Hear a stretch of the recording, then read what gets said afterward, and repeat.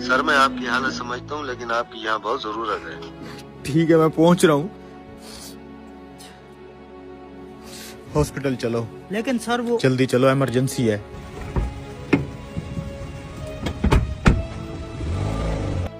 Patient की क्या हालत है? सर बच्चे की हालत बहुत क्रिटिकल है। ऑपरेशन थिएटर रेडी है? जी जी सर, सब कुछ रेडी है।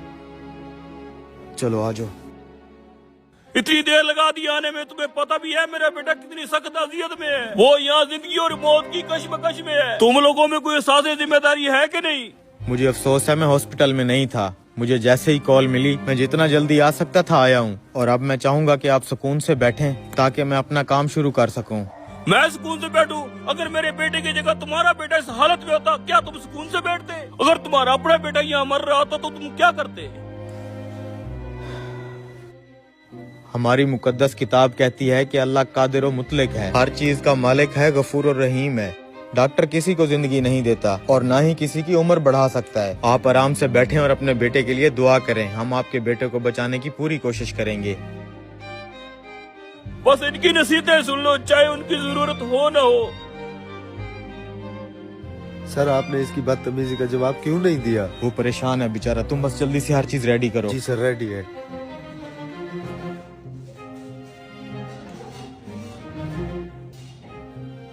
पता नहीं क्या हो रहा होगा मेरे बेटे के साथ। सिर्फ इस डॉक्टर के लेट आने की वजह से अंदर मेरा बेटा तड़प रहा होगा। अगर मेरे बेटे को कुछ हो गया तो मैं छोड़ूंगा इस डॉक्टर को। सर बहुत हिम्मत वाले हैं आप। जिन हालात में आप थे और आप यहाँ आ गए, बहुत बड़ा दिल है आपका। 2 घंटे से ऑपरेशन चल रहा है। जैसे डॉक्टर ऑपरेशन थिएटर से निकल के कोई खबर देता है, मैं तुम्हें फोन करके बता दूंगा। सर पेशेंट का तो बहुत खून बह चुका है, ये तो बहुत ही मुश्किल ऑपरेशन है। मैं पूरी कोशिश कर रहा हूँ, अल्लाह के हुक्म से ये बिल्कुल ठीक हो जाएगा।